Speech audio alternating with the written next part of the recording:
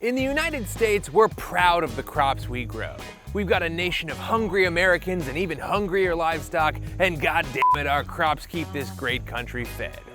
Except, of course, for our #1 most irrigated crop. Yes, sir, at the very top of the list of plants we pour massive amounts of water and resources into is a crop that's not eaten, juiced, smoked, or consumed in any way. I'm talking, of course, about lawns. Yeah! That's right, the stuff we plant outside of our homes, around our office parks, on the sides of highways, and on approximately 40 million acres of prime American land is quickly and quietly sucking up our precious resources while simultaneously being actively harmful to our health and environment. What a deal. And I'm not out here hating on just the concept of grass. I one time dislocated my shoulder playing 8 hours of ultimate frisbee, and this Saturday I'm getting day drunk on PBR in my cousin's yard. Grass can be great if you use it. The problem with America is that we've basically made a ton of useless grass mandatory. The city of Indianapolis tonight is warning people to cut their grass or face a big fine. City inspectors are now measuring blades of grass with yardsticks. Native Long Island plants grow without chemicals and help absorb rainwater. But the mayor says the transformation is troubling. You have to call it what it is.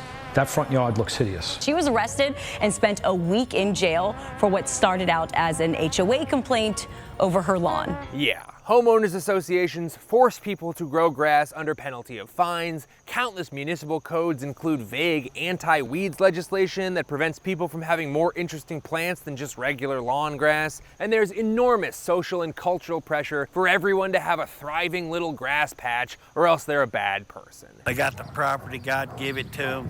God expects you to take care of what he gives you. And even if you don't personally own a lawn, cities, states, and the federal government are constantly spending taxpayer money on grass whose entire job is to exist. And we should put big air quotes around exist, because maintaining this grass is also one of the dumbest things we do. These grasses are not native to the United States, which means we often have to coddle them just to keep them alive. You ever heard of Kentucky bluegrass? Well, it's not from Kentucky, it's not even from America. So you take your commie lawn and you go back to your commie country. And then there's the equipment necessary to keep all these lawns on life support. Lawnmowers and other tools produce a staggering 30 million tons of carbon dioxide every year and generate almost as much particulate air pollution as all the cars in America. That's some great hustle out there, boys. I'm really proud of you. And then there's the water. Grass is so thirsty that about 1/3 of all of our residential water goes straight to keeping grass alive. Well, that's not exactly true, because in drier areas, it can be up to 60% of residential water on grass. We're also dumping buckets of chemicals onto our lawns to make sure that nothing but one kind of grass grows, and those chemicals tend to make a beeline for the groundwater and create a whole bunch of problems for fish and wildlife, or just stay local and poison the people who come into contact with it. And it gets even worse. America's obsession with putting little grass fields nobody uses all over the place is actually costing us dearly. And in a time when we need to be careful about how we're using our precious resources, forcing the country to spend billions of dollars to grow a crop that we don't use and is actively poisoning us is probably not the smartest policy. But maybe there's something we can do about it, maybe? Hi, I'm Rollie Williams, a guy with a climate science and policy degree and a pretty decent backhand. I'll catch that later. And this is a video about lawns, the dumbest crop we grow. Welcome to Climate Town.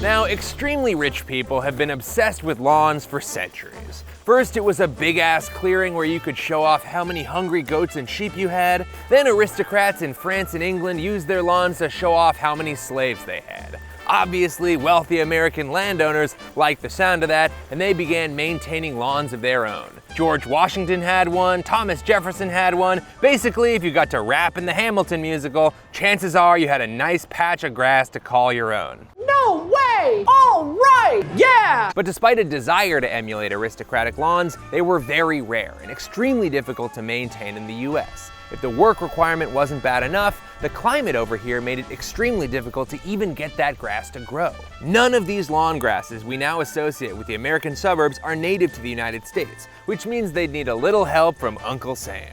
As the demand grew for big, grass-covered public spaces like Central Park and Prospect Park in the earliest US suburbs, the US Department of Agriculture took it upon themselves to decide on the best grass to take over the country. Then the Hatch Act in 1887 quadrupled the USDA budget, and they used that money to develop honest-to-God government testing facilities for grass. Then right around the same time, grass would get another helping hand from something else old and British and an absolute pain in the ass. No, I'm not talking about rickets, it's golf!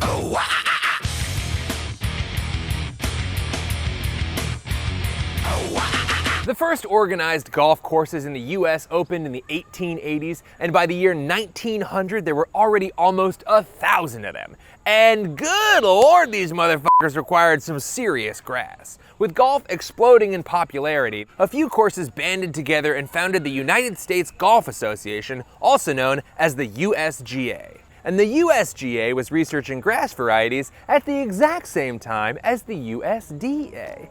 Interesting.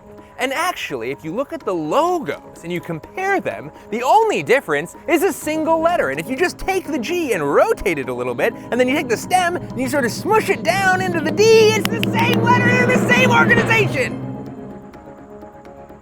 Okay, they're not the same, but they do sound pretty similar, and perhaps more importantly, they have worked together quite a lot, specifically to develop grass varieties that could be used on golf courses and lawns. By the 1920s, golf was so popular that the richest man in the world, John D. Rockefeller, got all dressed up and hired the only man with a working camera in the state of Florida to film him, top the absolute shit out of the ball. My God, how do you not get a second take of that? You're John D. Rockefeller. You own America's economy. You can't get a videographer to make it look like you've played golf once in your life?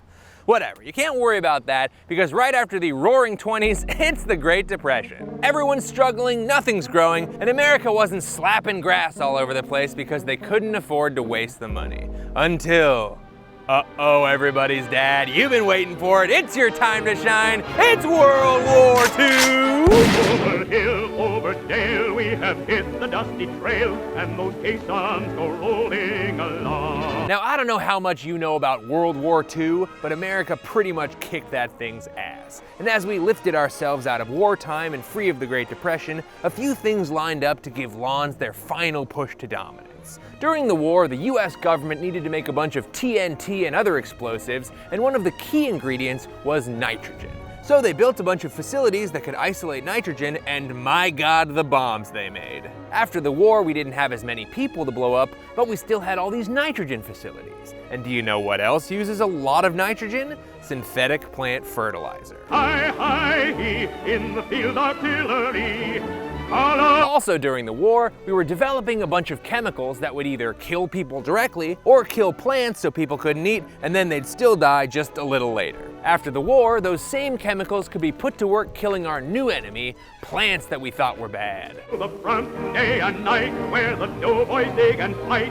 And also, between the GI Bill giving out millions of cheap home loans and a general desire to move out of the cities, we built an insane amount of suburban housing all over the country.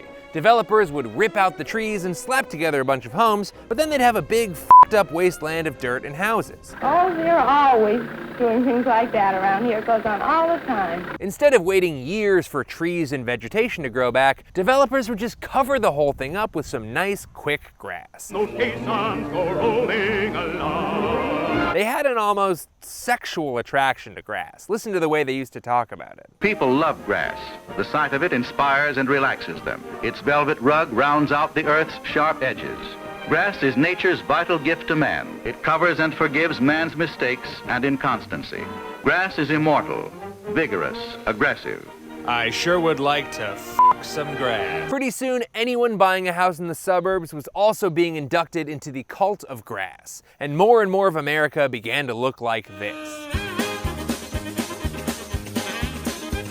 There's a famous suburb on Long Island called Levittown, where they built 17,000 houses in the span of just 4 years, each with their own brand new lawn, effectively creating the modern suburban development. They apparently even offered to reseed your lawn for free the next spring after you moved in. Then they did the same thing in Pennsylvania, dropping another Levittown just north of Philadelphia. Oh, and there's one more thing. We were looking for a place to buy a home. We looked at Levittown, and we liked the homes here. We liked the advantages that Levittown seemed to offer in comparison to other cities. And we understood that it was going to be all right. We were very happy to buy a home here. Yeah, there was a lot of that too. Anyway, by 1960, the US had 30 million home lawns, and we were adding 500,000 more every year. And the worst part about those lawns was that they required a ton of work to keep them looking perfect. And the worst part about that work was the more you do, the harder it gets. The grasses we use for lawns had co-evolved with clover, which fixes nitrogen into the ground for the grass to access. Friends forever. But then we developed a pesticide that's perfect for lawns because it only kills broadleaf plants, not grasses. But that does include clover. So in a matter of years, lawn care companies went from selling clover supplements to declaring it the enemy, easily dealt with by spraying 2,4-D, a nice little chemical developed by the military to starve enemy troops into submission. So now, instead of getting nitrogen for free, you gotta buy a nice bottle of nitrogen fertilizer and spray it all over your lawn. A small price to pay for defeating the evil clover. But uh-oh, grass is sometimes a little bit brown in the spring. Why not apply even more nitrogen multiple times a year to keep it green forever? Sure, it needs more water and you gotta mow it more and now it needs more fertilizer, but you can buy all that. And the rapidly expanding lawn care industry was graciously willing to sell you whatever they felt you needed.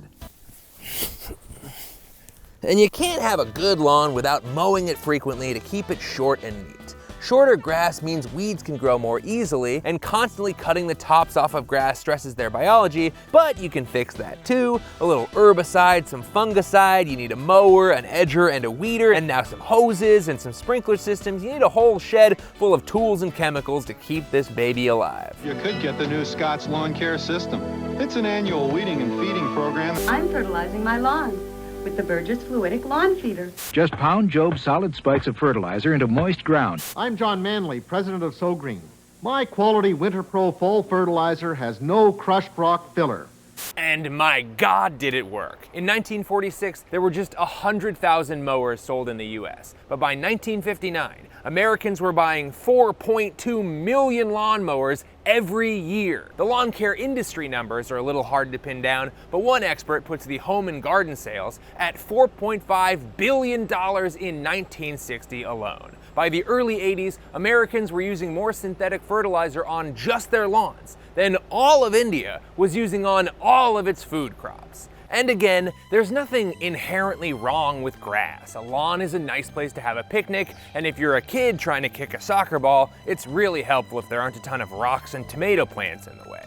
The problem is, America looked at lawns and decided every house needed to have as much pure, green, weedless lawn as possible. We were successfully lawn-brained. No lawn care cost too great, no task too difficult.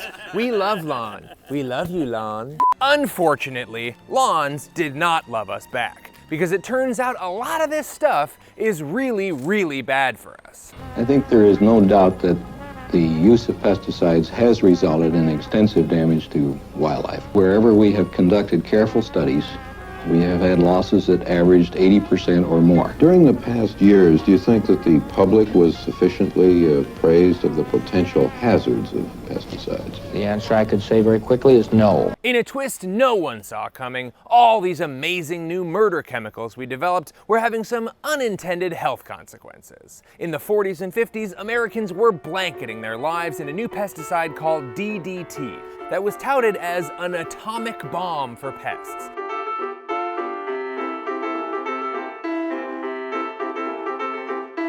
You can even use this hose attachment and get it right in the water. And while you're at it, why not cover your kids' walls with DDT children's wallpaper? But then Rachel Carson published Silent Spring, and everyone got nervous that blasting DDT all over your couch might be pretty bad for you and the environment.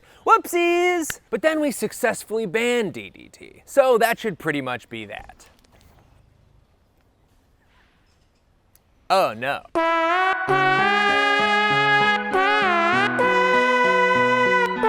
Chemical Workers Union became suspicious of the herbicide, oryzolin, when workers in upstate New York began connecting birth defects. Inside the home, chlordane in a ready-to-use oil solution can be used.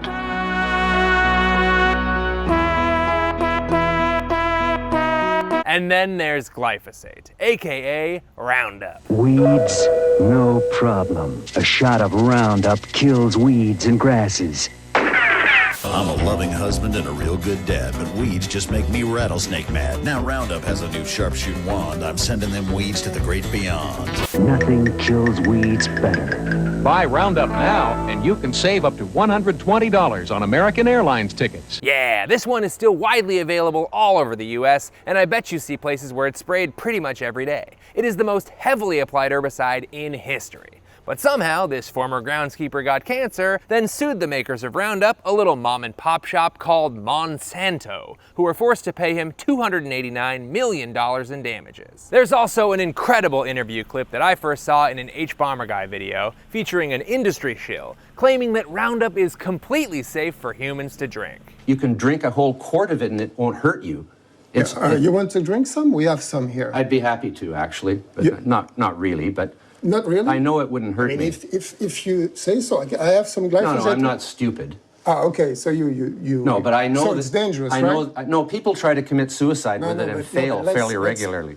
Tell the truth. It's not dangerous to humans. No, it's not. So you're ready to drink one glass of glyphosate? No, I'm not an idiot. Ah yes, the rare double reverse. Very difficult to pull off, but a highly effective way to avoid drinking that Roundup you said you would drink with no one being the wiser. And then there's the fertilizer that we're using way too much of. Synthetic fertilizers have a tendency to sluice off and into our groundwater, where they join a gang of other pesticides, herbicides, and fungicides. This can lead to algal blooms, dead zones, it can suffocate entire schools of fish, contaminate drinking water, contribute to methemoglobinemia in infants, and a whole gaggle of negative health implications. And you remember all those lawnmowers we're selling? Well, lawnmowers and other gardening equipment have small but mighty engines that burn gasoline at an incredible rate and vent uncombusted fuel and other emissions straight into the open air. The EPA estimates that landscaping equipment generates as much nitrous oxide greenhouse gas as 30 million cars, and as much carbon dioxide as the entire city of Los Angeles. Since lawn equipment isn't regulated as hard as automobiles, running a lawnmower for a single hour is roughly equivalent to driving 300 miles in your brand new pre-owned 2016 Toyota Camry.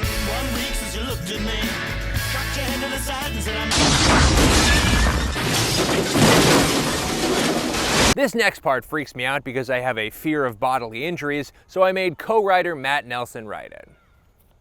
There are tens of thousands of people injured by lawnmowers every year in the US. Trust me, I can't dwell on this, but riding around on a bunch of spinning swords is actually quite dangerous. Gesture to the right side of frame. This is the safety label they were going to use back in the 70s before the lawn care industry pushed back. I blurred it out because it makes me sick, but you can look it up on your own using these keywords. But just like cars, it's not the company's fault it's not safe, it's you fucking idiot. Every year in this country, simple human negligence, not faulty machine design, not bad luck, simple human negligence causes thousands of incidences of bodily injury. And it's a curious fact that all these injuries could be avoided through a state of being called operator awareness while on or around the machine. And remember, if we just relaxed a little bit, we could probably avoid a lot of this stuff. Grass is not naturally green all year round. If we just let it be brown sometimes, we could save literal billions of gallons of water. Celebrity lawn owner Kim Kardashian got busted for blowing past her water allotment by 232,000 gallons in 1 month. This is the color of their grass, and this is the color their grass should be. If we stopped killing clover, we wouldn't have to add a bunch of extra nitrogen. We could have more natural lawns at a fraction of the effort because this twisted monoculture grass that's hooked on the black tar heroin of lawn care and chemical companies is not a natural lawn. My God, if we just stopped vacuuming up the lawn clippings after we mow, we could reduce the need for fertilizer by 50%. 50. With a D. You ever seen a field like this? That's nature. No one does anything, it's just there. But despite all the issues that come with making the areas around our houses expensive, useless time sucks, lawns completely dominated American culture. But my lawn, Dale, you don't mess with a man's lawn.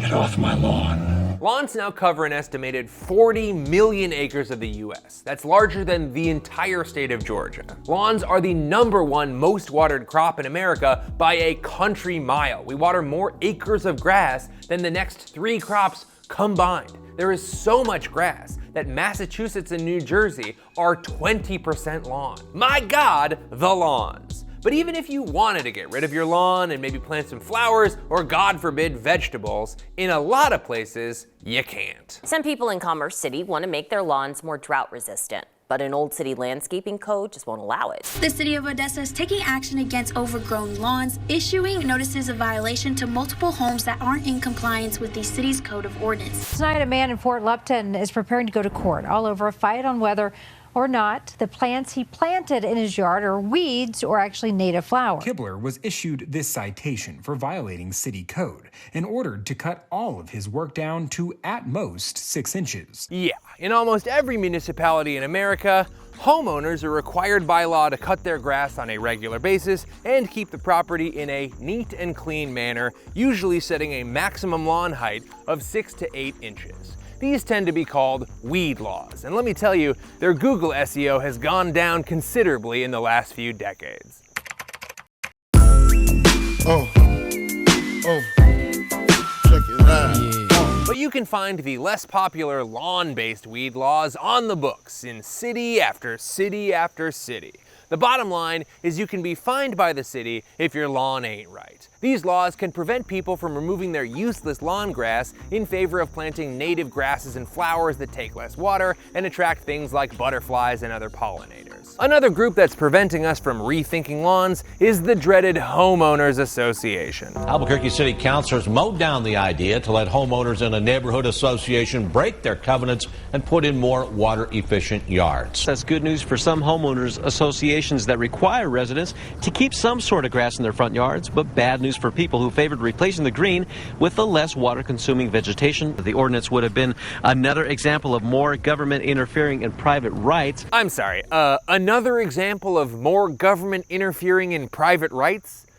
Buddy, that's the HOA being concerned they won't have the private right to force people to grow grass in a drought. In the hottest year in record to get grass green, I just don't know if that's right. Okay, a lot of that sounds pretty bad, but folks, we've officially made it off of the lawn of problems and into the meadow of what we're gonna do about it. And luckily for us, there's already a burgeoning movement that's trying to rethink the practice of everyone in America building themselves a little tiny golf course.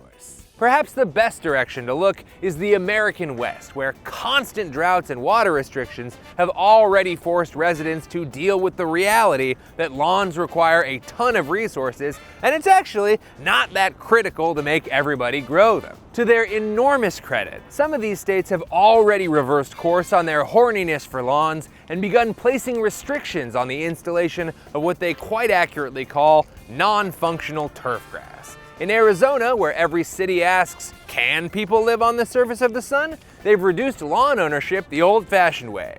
Cold, hard cash, baby. In Phoenix, Arizona, there's a grass removal program that pays residents $2 per square foot of grass removed. Not to be outdone, those Hollywood libs out in drought-prone LA will pay you up to $5 per square foot of grass removed. The city of Gilbert even extended the offer beyond homeowners. Now those bloodthirsty HOAs and non-residential owners can take their lawn out back and shoot it in the head of mice and men style for up to $30,000. And once your lawn is all dug up and shoved in the trunk of your car, you can replace it with a lot of great alternatives. One of the most popular is called xeriscaping, which I'm hearing now is actually xeriscaping. I've been saying it wrong for years. The scape is from landscape, and the xeri means dry in Greek, which I am. Greek, Olympics, Parthenon, Pfizer vaccine, xeriscaping! But seriously, xeriscaping just means replacing your thirsty lawn grass with plants and features that don't need you to constantly water them in order to keep them alive. It uses the radical concept of planting things that naturally grow in your area. Remember, unless you live here, Kentucky bluegrass is not native to your area. Xeriscaping can produce some incredible yards full of colorful plants and grasses that you don't have to mow, and even help the local flora and fauna. It's also not that hard to figure out what to plant. If this is your house, you plant this stuff. Or maybe you have this house, then you plant this stuff. Or you can try something really wild and grow food.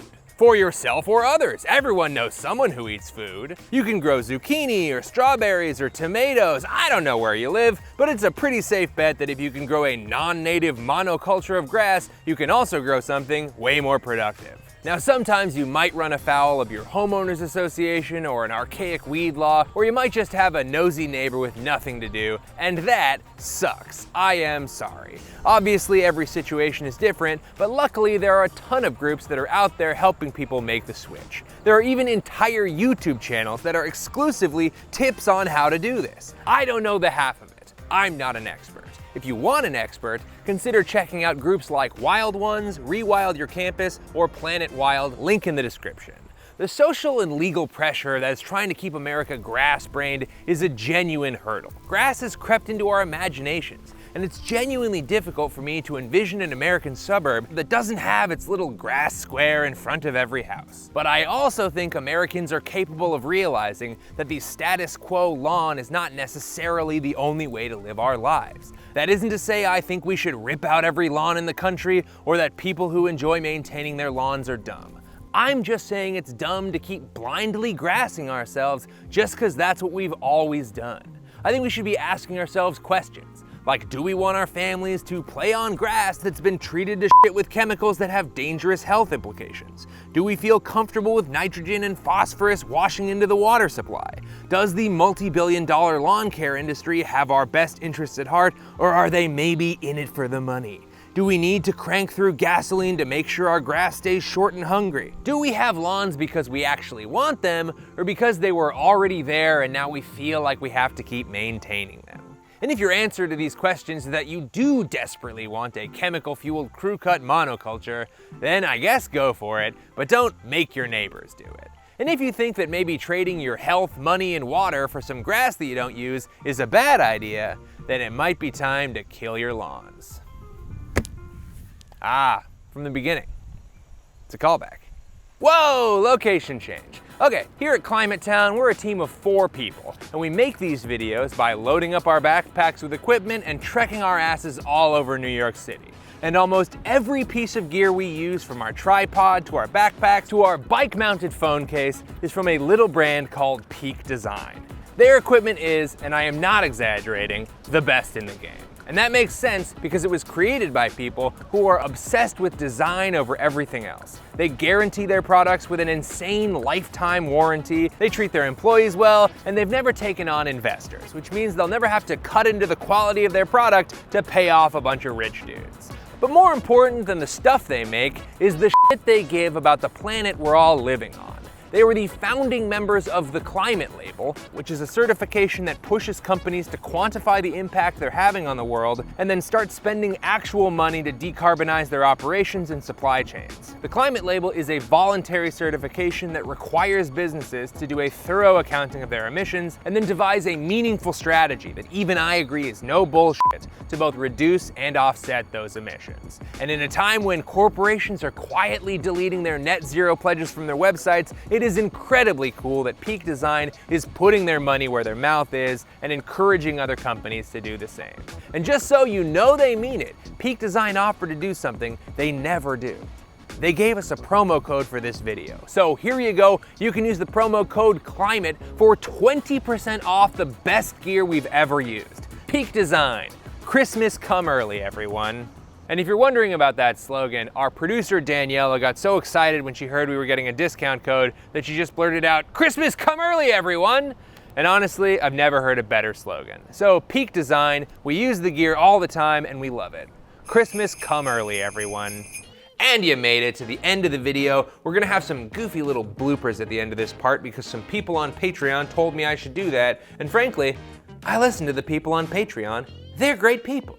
Okay, a big thank you to 3 books that were incredibly helpful in making this video. I'm talking, of course, about American Green by Ted Steinberg, The Lawn by Virginia Scott Jenkins, and Lawn People by Paul Robbins. Check them out, link in the description. And of course, if you enjoyed this video, the best way to support us is on our Patreon page, aka the engine that makes this channel go. You get behind the scenes clips, outtakes, all the bloopers, footage from the live show, and of course, access to the Climate Town landline. A real phone that sits on my real desk will give you the number, you can really call it, and most of the time, I will answer. People are surprised. They're like, I didn't think you'd answer the phone, and I'm like, yep, this is a waste of time for both of us. What's going on? And we have a little talk, and then I hang up, and I don't know if they ever call back again, because they're like, that was fine. Anyway, it's pretty fun. Okay. Did I sell it enough? All right, we also have a podcast called The Climate Denier's Playbook, where my childhood friend and Daily Show writer Nicole Conlon and I break down climate myths and crack wise about other people's mamas, executive produced by Ben Boult. We've also got a fantastic newsletter that takes you even deeper down the rabbit hole with links and jokes. It's like a choose your own adventure version of the videos. That's from the wickedly talented Matt Nelsen and me. We've also got shirts made by Eric Henry and TS Designs. And oh yeah, we've also got the best hats you'll ever wear in your dang life. There's no plastic at all. They're fantastic. Thank you so much for watching. Okay. A guy with a climate science and policy degree, and it's a windy day. The goal, 4. The goal, 2. Ooh, I'm getting that shin sweat. That famous Williams shin sweat. Science and policy degree. This is gonna be, it needs to come in kind of hard, but obviously not too hard, and I'm afraid to hit you in the face. Hi, I'm Rollie Williams. Did you see that? Native pollinator, baby. I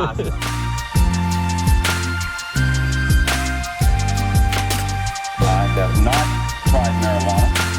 I have never used it at any time.